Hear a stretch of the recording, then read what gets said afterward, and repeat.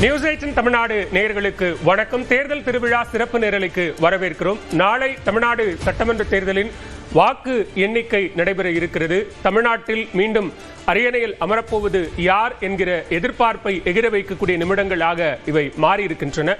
அந்த வகையில் இந்த தொடர் நேரலையில் பல்வேறு அம்சங்கள் குறித்து பார்த்துக் கொண்டிருக்கிறோம். இந்த அமர்வில் நாம் பார்க்க இருப்பது கருத்து கணிப்பு முடிவுகளும் கள நிலவரமும் என்ற அமர்வில் நாம் பார்க்க இருக்கிறோம். அந்த வகையில் தேர்தலுக்கு முந்தைய கருத்து கணிப்புகள், அதே நேரத்தில் தேர்தலுக்கு பிந்தைய கருத்து கணிப்பு முடிவுகள் என்பது எந்த அளவுக்கு கள நிலவரத்தோடு ஒத்துப்போகக்கூடிய ஒன்றாக இருந்தது, அது தேர்தல் முடிவுகளில் எந்த அளவுக்கு எதிரொலிக்க இருக்கிறது என்பது குறித்தும் இந்த அமர்வில் நாம் விரிவாக பேச இருக்கிறோம். இது குறித்து கலந்துரையாடுவதற்காக அரங்கில் விருந்தினர்கள் நம்மோடு இணைந்திருக்கிறார்கள். அந்த வகையில் விமர்சகர் திரு ரவீந்திரன் துரைசாமி மற்றும் பத்திரிகையாளர் திரு சாமிநாதன் ஆகிய இருவரையும் இந்த அமர்வுக்கு வரவேற்கிறேன். நம்ம விருந்தினர்களுடைய கருத்துக்களை கேட்பதற்கு முன்பாக தேர்தலுக்கு பிந்தைய கருத்து கணிப்பு முடிவுகளில் போல் ஆஃப் போல்ஸ் முடிவுகள் என்னவாக இருக்கு அப்படிங்கிற அந்த நம்பர்ஸை நம்ம பார்த்துட்டு தொடர்ந்து பேசலாம். அந்த வகையில் மொத்தம் 234 சட்டமன்ற தொகுதிகளுக்கான நம்ம அந்த மேஜிக் நம்பர், ஆட்சி அமைப்பதற்கு தேவையான பெரும்பான்மை என்பது 118 இடங்கள். அந்த வகையில் போல் ஆஃப் போல்ஸ் ஒட்டுமொத்தமான ஒரு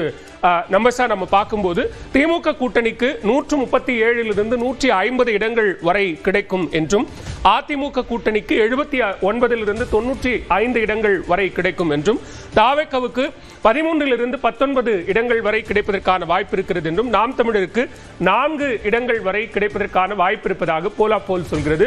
வெளியான பெரும்பான்மையான தேர்தலுக்கு பிந்தைய கருத்து கணிப்பு முடிவுகளில் கிட்டத்தட்ட திமுக ஆட்சி அமைக்கும் அப்படிங்கிற கருத்து கணிப்பு முடிவுகளை தேர்தலுக்கு பிந்தைய எக்ஸிட் போல்ஸ்ல நிறைய சொல்லப்பட்டிருந்தது. 2 எக்ஸிட் போல்ஸ் அப்படிங்கிறது அதிமுக பெரும்பான்மை பெற்று ஆட்சி அமைக்கும் அப்படின்னும், ஒரு exit pole my axis India exit போல் என்பது தாவேக்க பெரும்பான்மை இடங்களை பெற்று ஆட்சி அமைக்கும் அப்படிங்கிற ஒரு முடிவையும் சொல்லி இருந்தது. இது கள நிலவரத்துக்கு எந்த அளவுக்கு ஒத்துப்போகக்கூடிய ஒன்றாக இருக்கிறது அப்படிங்கிற ஒரு கேள்விகளும் இருக்கிறது. அது குறித்தும் பேசலாம். திரு ரவீந்திரன் துரைசாமி, நீங்க எப்படி பார்க்கிறீங்க? இந்த கருத்து கணிப்புகள் அப்படிங்கிறது கள நிலவரத்தை எதிரொலிக்கக்கூடிய ஒன்றாக இருக்கிறதா அல்லது விருப்பத்தை வெளிப்படுத்தக்கூடிய ஒன்றாக இருக்கிறதா? இதை நம்ம எப்படி புரிஞ்சுக்கணும்? கருத்து கணிப்புகள் ஒரு திசையை காட்டக்கூடிய, ஒரு டைரக்ஷனை காட்டக்கூடிய ஒரு இதாட்டு நான் பார்க்குறேன். ஒருத்தரும் ஒரு அகடமிக் இன்ட்ரெஸ்ட்ல பண்றாங்க. இன்னைக்கு multiple agencies, multiple players, credibility என்னங்கிறத நம்ம கேட்கணும். எந்த அடிப்படையில் பலரும் வந்துட்டாங்க என்றாலும் ஜெனரல் ட்ரெண்டில் ஒரு திசையை காட்டுறதா நினைக்கிறேன். என்னை பொறுத்தவரை நான் கடந்த காலங்களின் அடிப்படையிலையும் அரசியல் கட்சிகளின் பலத்தின் அடிப்படையிலுங்கிறதுலையும் என்னுடைய ஒரு பார்வையிலிருந்து நான் கணிப்புகளை சொல்கிறேன். பெரும்பாலும் 10க்கு 8 சரியாக வருது. ஸோ அந்த இடத்துக்குள்ளே எனக்குள்ள அக்கௌண்டபிலிட்டி சரியாக இருக்குனுங்கிற எண்ண ஓட்டத்தில் நான் சொல்கிறேன். இன்னைக்கு என்னோட இந்த பார்வையில் இந்த மாதிரிப்பட்ட கருத்து கணிப்பை பார்க்கும்போது திமுக இதுவரை ஸ்வீப் பண்ணி தான் வந்திருக்கிறாங்க. பெரும்பாலும் 2 பார்லிமெண்ட் எலெக்ஷன் ஸ்வீப் பண்ணியிருக்காங்க. அசம்பிளி எலெக்ஷனில் 2/3 லெவலுக்கு வந்திருக்கிறாங்க. இப்போ அதிமுக தாண்டி தாவேக்கா கணிசமாக வாக்கு எடுக்குது, நாத்தாக்கா கணிசமாக வாக்கு எடுக்குது, சீட்டும் அவங்க கொடுக்குறாங்க. இப்படிப்பட்ட ஒரு சூழ்நிலை வந்ததுன்னா ஆக்சுவல் பொசிஷன் திராவிட முன்னேற்ற கழகம் தொடர்ந்து ஒரு 45 விழுக்காடு வாக்குகளை, ஒரு ஸ்டாச்சுரேட்டட் ஓட்ஸை ஒரு அணி ஆட்டு எந்த பிளவும் இல்லாமல் பிரிவும் இல்லாமல் கண்டினியூஸாக போயிட்டு இருக்கிறாங்க. அவங்களோட அரித்மெட்டிக் ஸ்ட்ரென்த்ங்கிறது 50-51 விழுக்காடுங்கிற லெவலில் இருக்குது. அவங்களுக்குள்ள பிளவு இல்லை. 2வது பலத்தில் இருக்கக்கூடிய அதிமுக அணிங்கிறது என்டிஏ ஏடிஎம்கே பிளந்து திரும்ப ஒட்டி இருக்கிறாங்க. பாமக அப்படித்தான், பாஜக அப்படித்தான். மற்றவங்களுக்கும் ஒரு ரோல் இருக்குதுன்னு சொன்னா, என்னோட பார்வையில் ஜெயலலிதா அம்மையார் மறைவுக்கு பிறகு வந்த டிடிவி எல்லா தலைவர்களும், டிடிவி, அண்ணாமலை, கமலஹாசன் உட்பட எல்லா தலைவர்களும், சீமான் உட்பட எடப்பாடியை பலகீனப்படுத்தியிருக்காங்கிற பார்க்கும்போது விஜயும் எடப்பாடியை தான் அதிக பலகீனப்படுத்துவார்னு சொல்லும் போது திராவிட முன்னேற்ற கழக அணிக்கும் மற்றவங்களுக்கும் இடையில உள்ள வாக்கு வித்தியாசம் 10 விழுக்காடுக்கு மேல இருக்கும்.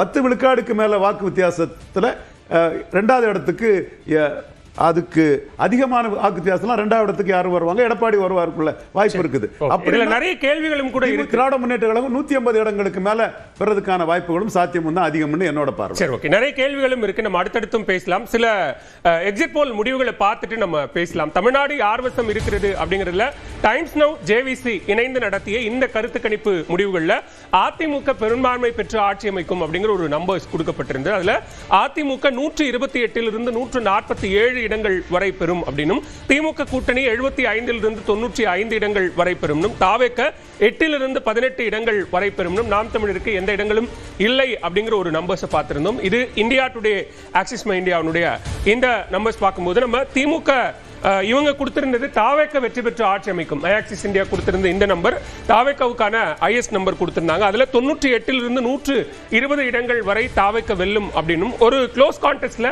திமுக கூட்டணிக்கான ஒரு ஃபிகர் கொடுக்குறாங்க. அது 92 to 110 அப்படிங்கிறதா இருக்கு. இது டைரக்டா நம்பர்ஸ் கொடுக்கப்பட்ட அக்னியினுடைய எக்ஸிட் போல்ஸ். இது திமுகவை பொறுத்த வரைக்கும் 169 இடங்களும், அதிமுகவுக்கு 64 இடங்கள், தாவேக்கவுக்கு 1 இடங்கள் கொடுக்குறாங்க. சாமிநாதன், இது எப்படி பார்க்குறீங்க? ஒரு எக்ஸிட் போல் தாவேக்கவுக்கு ஒரு பெரும்பான்மை நம்பர் கிடைக்கும் அப்படின்னும் போது ரவீந்திரனும் சில பார்வைகளை முன்வைக்கிறார். ஒரு புது பிளேயர் உள்ள வராரு, அவர் யார் வாக்குகளை பெரிதாக எடுக்கிறார், யாருடைய வாக்கு சதவீதத்தை குலைக்கிறார் அப்படிங்கிற அந்த பார்வையிலிருந்து நம்ம இதை அணுக வேண்டியிருக்கா? இல்லை, புதிய பிளேயராக வந்திருக்கக்கூடிய விஜயை பொறுத்தவரையும் பெருவாரியான அவருடைய ரசிகர்கள் ஓட்ட முதல்ல ஈர்க்கிறார். அவருடைய ரசிகர்கள் அப்படிங்கிறவங்க அதிமுக மட்டும்தான் இருக்காங்க அல்லது தமாக மட்டும்தான் இருக்காங்க, பிஜேபியில் தான் இருக்காங்கிற பார்வையெல்லாம் கடந்து அது திமுக, அதிமுக, நாம் தமிழர் கட்சி உட்பட பல கூட்டணிகள் கட்சிகளுக்குள்ள இருக்கிற வாக்கையும் விஜய் எடுக்கிறார். கணிசமான அளவுக்கு விஜய் ஈர்க்கிறார் அப்படின்னு தான் நான் பார்க்குறேன். ஒன்று. ரெண்டாவது, விஜயினால் யாருக்கு பாதிப்பு அப்படிங்கிறத பொறுத்து தான் இந்த தேர்தல் முடிவு இருக்க போகிறது. அதை விட மிக முக்கியமாக விஜய் சற்றேறக்குறைய 1 கோடி வாக்குகளை பெறுவார் அப்படின்னு நான் பார்க்குறேன். ஆனால் அது சீட்டா மாறுமா அப்படிங்கிறது ஒரு பெரிய கேள்விக்குறியாக இருக்கும். எப்படி 1 கோடி வாக்கு பெற முடியும் அப்படின்னு சார், ஒரு 75,000 பூத்துகள் இருக்கு. பூத்துக்கு 100 ஓட்டு எடுத்தாலே அவர் 75 லட்சம் மூட்டை கிராஸ் பண்ணிடுவார். இதில் ஸ்டார் வேட்பாளர்கள் இருக்காங்க, நட்சத்திர வேட்பாளர்கள். அவர்கள் போட்டியிடக்கூடிய தொகுதிகளில் 100 இல்லை 150, 200ன்னு போகும் அந்த பூத்துகளில். அப்படி நீங்கள் பார்த்தீங்கன்னாலே ரொம்ப சர்வசாதாரணமாக 1 கோடி ஓட்டை அவரால் கடக்க முடியும். நீங்க பொதுவாக ஒருத்தருக்கு ஒரு 10 ரூபா கடன் தேவை, ஒரு உதாரணத்துக்கு சொல்றேன். இல்லை, இப்போ நம்ம நீங்க வாதத்துக்கு வச்சுப்போம். இப்போ அதிமுகவினுடைய திமுகவினுடைய இத்தனை ஆண்டு கால தேர்தல் அரசியல் இருக்கக்கூடிய ஆளும் கட்சிகளினுடைய வாக்கு சதவீதத்தில் கிட்டத்தட்ட சரிபாதி அல்லது சரிபாதிக்கும் மேலாக ஒரு 20-22% அளவுக்கான வாக்குகளை இப்போ எஸ்ஐஆருக்கு பிறகு நான் சொல்றேன். அப்படி ஒரு வாக்கு சதவீதத்தை புதிதாக தொடங்கிய 2 ஆண்டுகளில் முதல் சட்டமன்ற தேர்தலிலேயே ஒரு கட்சி பெறணும் அப்படின்னா அந்த அளவுக்கான ஒரு நம்பிக்கையை களத்தில் தாவேக்க ஏற்படுத்தி இருக்கு அப்படின்னு நீங்க நம்புறீங்களா? அது நம்பிக்கையை ஏற்படுத்த தவறி இருக்கு. ஒருவேளை ஏற்படுத்தி இருந்தா இன்னும் நல்லாவே பிளே பண்ணியிருக்கலாம். அது நம்பிக்கையை ஏற்படுத்துவதற்கு மாற்றா மக்களிடத்துல விஜய்ங்கிற ஒரு நபருக்கான அபிமானத்தை பெற்றிருக்கு. இங்கே அவர் சொல்றாருல தொடர்ச்சியா, நான் ஏற்கனவே ஒவ்வொரு வீட்டுக்குள்ளேயும் போயிட்டு தான் கட்சி ஆரம்பிச்சேன்னு சொல்ற இடமா இருக்கலாம். அது என்ன நினைச்சிட்டாங்கன்னா, மக்கள் வீட்டில் ஒரு 4 ஓட்டு இருந்ததுன்னா சரி 1 ஓட்டாவது விஜய்க்கு போடுவோம். அப்போ அந்த மாதிரியான ஒரு மனநிலை தமிழ்நாட்டில் பல ஊர்களில் நடந்திருக்கு. அதனால தான் நான் சொல்ல கிட்டத்தட்ட 1 கோடி ஓட்டை அவரால் தொட முடியும். பட் அது சீட்டா மாறுமானா விஜயனுடைய செல்வாக்கு என்ன செய்யணும் சார்? ஒரு சட்டமன்ற தொகுதியில் 3 முனை போட்டி இருக்கிறப்ப ஒரு 75,000 ஓட்டாவது தேவை. கடுமையான 3 முனை போட்டினா 70,000-75,000 ஓட்டாவது தேவை. விஜய்ங்கிற இமேஜ் என்ன பண்ணுன்னா ஒரு 45,000 ஓட்டுகளை கூட சர்வசாதாரணமாக வாங்கி கொடுத்துரும்.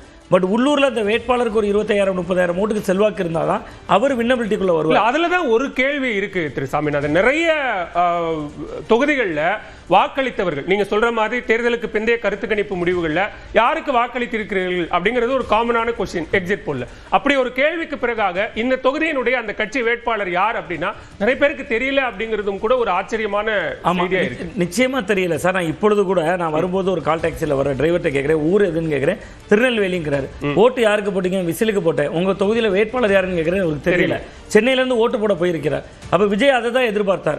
நம்மளாம் தொடர்ந்து விமர்சனமாக முன் வச்சு வந்தோம் சார். வேட்பாளரை பக்கத்தில் கூட ரிப்பார்ட் பண்ணுறாரு, வேட்பாளர் பெயரை சொல்ல மாட்டாரு, சில ஊரில் பேசுறாரு, சில ஊரில் பேச மாட்டாருன்னு சொன்னோம். பட் அது எல்லாத்தையுமே அவங்க ஒரு வியூகமாக பண்ணியிருக்காரு. கிட்டத்தட்ட விஜய்ங்கிற வேல்யூ, அதுதான் நான் சொன்னேன், உள்ளூரில் ஒரு வேட்பாளர் செல்வாக்காக இருந்தால் தான் அவர் ஜெயிக்கிற ரேஸுக்கு போக முடியும். நீங்கள் விஜய்ங்கிற வேல்யூ வந்து ஒரு 40,000-50,000 ஓட்டு கொண்டு போய் நிறுத்தும். பட் ஜெயிக்கிறதுக்கு 20,000 ஓட்டு அடிஷனலாக தேவை. ஒன்று. இன்னொன்று, மூணாவது சக்தி ரொம்ப கூர்மை அடையணும்னா, இல்லை நீங்க சொல்ற ஒரு ஹியூஜ் நம்பர் ஆஃப் ஓட்ஸ் அவர் இது பண்றாரு அப்படின்னா அது யாரிடமிருந்து எடுக்கப்பட்ட வாக்குகளாக இருக்கும்? நீங்க சொல்றது ஒன்று ரசிகர்கள் வாக்குகள், அவருக்கான ஒரு புதிய முதல் முறை வாக்காளர்கள் வாக்களித்திருப்பார்கள் அப்படிங்கிறது. அந்த நம்பர் வெரி லெஸ் நம்பர். அது ஒரு 14 லட்சம் தான் நம்பரே. அது அப்படி இருக்கும்போது ஒரு 1 கோடி வாக்குகளை பெறுகிறார் அப்படின்னா யார் எந்தெந்த கட்சிகளிடமிருந்தெல்லாம் அவர் வாக்குகளை எடுக்கிறாருங்கிறதும் ஒரு முக்கியமானதா இருக்கு சார். மற்ற 3 கட்சிகளிடமிருந்துமே எடுக்கிறார் சார். இதுல அதிர்ச்சி யாருக்கு அப்படின்னு பாத்தீங்கன்னா, முதல்ல வந்து அதிமுகவுக்கு ஆளுங்கட்சிக்கு எதிரான வாக்குகளை இழக்கிறது அவங்களுக்கு மைனஸ் சார். ஆனா இதுல உண்மையிலே அதிர்ச்சியா இருக்குன்னா, என்னுடைய பார்வை சார் மாறுபடலாம், திமுகவுக்கு தான் பெரிய அதிர்ச்சி காத்திருக்கும் நான் நம்புறேன். ஏன்னு நான் சொல்லிடுறேன், கிட்டத்தட்ட நீங்க 2000 அப்படி பார்த்தா அது எக்ஸிட் போல்ல ரிஃப்ளெக்ட் ஆயிருக்கணும்ல. எக்ஸிட் போல்ல ரிஃப்ளெக்ட் ஆகி திமுகவுக்கும் அதிமுகவுக்கும் ஒன்னு சரிபாதி இடங்கள் கிடைத்திருக்கணும், இல்ல அதிமுகவுக்கு கூடுதலாகவும் திமுகவுக்கு குறைவான இடங்களும் கிடைத்திருக்கணும். அப்படி கிடைக்கல. இப்ப நீங்க நம்ம முடிவே பாருங்க. அதே போன்று இன்னொன்னு ஒரு நிறுவனம் கூட ரொம்ப சரிசமமா கொடுத்திருந்தாங்க. நான் அதுதான் சொல்ல வரேன் சார். அதாவது என்ன நடக்க போகுதுன்னா, நான் என்னுடைய யூகத்துல கிட்டத்தட்ட விஜய் வந்து அதிமுகவுக்கு எந்த ஓட்டை சேதப்படுத்துவார்னா, ஆளுங்கட்சிக்கு எதிரான ஓட்டுகளை அவர் வாங்கி சேதப்படுத்தணும். ஆனா ஆளுங்கட்சிக்கு எதிரான ஓட்டு என்பதை உருவாக்குறதுல எடப்பாடி பழனிசாமி அவருடைய மாடல் ஒரு தோல்வி மாடல். நீங்க கடந்த 5 ஆண்டுகள்ல அவங்க ஆளுங்கட்சி மேல எந்த விதமான வெறுப்பையோ எதிர்ப்பையோ மக்கள் மன்றத்தில் உருவாக்கல. சும்மா வீட்டு வரி கூடிருச்சு, சொத்து வரி கூடிருச்சு, தண்ணீர் வரி கூடிருச்சுன்னு அவங்களே சோசியல் மீடியால போட்டுக்கிறதோட நிறுத்திட்டாங்க. பட் விஜய் அப்படி இல்லை. நீங்க அவர் ஒவ்வொரு ஊருக்கு போறதன் மூலமா அவர் பேசினாரோ பேசலையோ திமுகவுக்கு எதிராக அவர் களத்தில் இருக்காருங்கிற அடிப்படையில் ஏதோ ஒரு வெறுப்பை மக்கள் மன்றத்தில். உதாரணத்துக்கு இந்த நம்பரை நம்ம பார்ப்போமே. டுடேஸ் சாணக்கியாவுடைய எக்ஸிட் போல் முடிவுகளில் திமுக கூட்டணிக்கு 114 136 இடங்கள் வரைக்கும் கொடுக்குறாங்க. அதே நேரத்தில் தாவேக்காவுக்கான நம்பர்ஸை பாருங்க, 52 74 இடங்கள் கொடுக்குறாங்க. அதிமுகவுக்கு 34 56 தான். இவ்வளவு இடங்களை பெற வேண்டும் என்று சொன்னால் நீங்க சொல்ற மாதிரி ஒரு கோடி வாக்குகள் அப்படிங்கிறது இந்த சீட்டுக்கான ஒரு கன்வர்ஷன் ரேஷியோன்னு வச்சுப்போம். ஆனா அது அந்த இடத்துல எந்த பெரிய பாதிப்பையும் ஏற்படுத்தலையே. ஆட்சி அமைக்கக்கூடிய இடத்துல திமுக கூட்டணி தான் இருக்குங்கிற நம்பரை அதுதான் சார். அங்க பாத்தீங்கன்னா 114 இருந்து தான் தொடங்குறாங்க. சரி, பெரும்பான்மை எண்ணிக்கைக்கு அந்த கூட்டணிக்கு உள்ள எண்ணிக்கை தொடங்குறதுலே இல்ல. 114 இருந்து 136. நான் அதுதான் சொல்றேன், திமுகவுக்கு தான் இதுல லாபம் ஒரு எட்ஜ் இருக்க போகுது. ஆனா அது ஒரு பெரும்பான்மையற்ற அரசாக இருக்கும் தான் என்னுடைய பார்வையாக இருக்கு. அதுக்கு காரணம் என்னன்னா, நான் சொன்ன மாதிரி சார், விஜய் என்ன பண்றாருன்னா ஒவ்வொரு தொகுதியிலையும் 40,000 முதல் 45,000 ஓட்டு எடுக்கிறார். இது அதிமுகவை பாதிக்குது. நான் சொன்ன மாதிரி தான் கிட்டத்தட்ட ஆளுங்கட்சிக்கு எதிரான வாக்குகளை சிதைக்கிறார். ஆனா இது நாள் வர 2019, 21, 24 சார் தொடர் வெற்றியை பெற்றிருக்க திமுகனா பாஜக எதிர்ப்பு. இந்த தேர்தலில் பாஜகவுக்கு ஆதரவு வாக்கு வங்கியும் இல்ல, பாஜக எதிர்ப்பு வாக்கு வங்கியும் இல்ல. 2 ஓட்டையுமே விஜய் வாங்கியிருக்காரு. ரொம்ப குறிப்பா சிறுபான்மையினர் கடந்த தேர்தல் வரைக்கும் அவர்களுக்கு ஒரே ஒரு வாய்ப்பு தான் இருந்தது, பிஜேபி எதிர்ப்பு. திமுக எதிர்ப்பு அப்படிங்கறத தாண்டி தாவேக்க களத்துல வச்சது என்ன? அது ஒண்ணு போதுமானது அப்படின்னு நினைக்கிறீங்களா? ஆமா சார். அதாவது ஒரு சாமானிய மக்கள் கிட்ட அது எப்படி போய் சேர்ந்திருக்குன்னா சார், கிட்டத்தட்ட 4 முனை போட்டி நம்ம பேசுறோம். சாமானியமா ஒரு விஜய் ரசிகனுக்கு விஜய் வெர்சஸ் அதர்ஸ் தான் சார் இந்த களம். அவங்க விஜய்க்காக ஓட்டு போடுறாங்க. அவங்க கொள்கையை தேடல, சித்தாந்தத்தை தேடல. ஒரு பெரியார் கொள்கை தலைவராக சொல்லியிருக்காரா? எதையுமே தேடல. நீங்க கொள்கை சித்தாந்தத்துக்கு தான் ஓட்டு வைக்கணும். கம்யூனிஸ்ட் கட்சியே அவங்களை தேஞ்சு போகுது, மார்க்சிஸ்ட் கம்யூனிஸ்டோ இந்திய கம்யூனிஸ்டோ. பட் இது வந்து விஜய்க்கான செல்வாக்காக தான் இந்த ஓட்டு சதவீதம் கூடுது. பட் அவருக்கு வெற்றியாது மாறணும்னா 50,000க்கு மேல அந்த இண்டிவிஜுவல் வேட்பாளருடைய செல்வாக்கு அது கொஞ்சம் குறைவா இருக்கிறதுனால தான் நான் அந்த போட்டியை இருமுனை போட்டி கூர்மையாக்கிறோம் திமுக அதிமுகவை அப்படிங்கிறதா பார்க்கிறேன். திமுக அதிமுகவை கூர்மையாக்கி யாருக்கு பெரும்பான்மை கிடைக்காம ஆக்கும். விஜய் கட்சி சில இடங்கள்ல கோலோச்சறதுக்கு வாய்ப்பு இருக்கு. சரி, ஓகே. இப்ப நம்ம தமிழ்நாட்டிலிருந்து வெளியான அக்னி மற்றும் மின்னம்பலம் இந்த 2 எக்ஸிட் போல பார்க்கும்போது அவங்க ஒரு டைரக்ட் ஃபிகர்ஸ் கொடுக்குறாங்க. 169 திமுக கூட்டணிக்கு அக்னி கொடுக்குறாங்க. மின்னம்பலத்தை பொறுத்த வரைக்கும் 155 இடங்கள் கொடுக்குறாங்க. அக்னி அதிமுக கூட்டணிக்கு 64, மின்னம்பலம் 72 கொடுக்குறாங்க. அக்னி தாவேக்காவுக்கு 1 இடம், அதே நேரத்தில் மின்னம்பலம் 5 இடங்கள் கொடுக்குறாங்க. நாம் தமிழருக்கான இடங்கள் இல்லை அப்படிங்கிற ஒரு சூழலை பார்க்கிறோம். திரு ரவீந்திரன் துரைசாமி, இப்ப நாம் தமிழருக்கான வாய்ப்பு ஏன்னா கடந்த தேர்தலில் ஒரு 8.2% பெற்ற கட்சி இந்த முறை கொஞ்சம் கூடுதலான வாக்கு வங்கியை எதிர்பார்க்கக்கூடிய நிலையில் இருக்கும்போது சீட் கன்வர்ஷன் இங்க வாக்குகள் கூடோ இடங்களா அது மாறுமாங்கிற கேள்வி வரும்போது அங்க வாக்கு சதவீதம் கூடினா அது இடங்களா மாறணும் இல்லையா? வாக்கு சதவீதம் 4 முனை போட்டியில் அவங்களுக்கு வந்து சீட்டு ஒருத்தர் 9 தடவை கொடுத்துருக்காங்க, 4-1 கொடுத்துருந்தாலும் கூட 4வது இடத்துல தான் அவங்க வர்றாங்க. 8.2ங்கிறது ஒரு 10 விழுக்காடு அவங்க வர்றாங்கன்னு வச்சுக்கிட்டு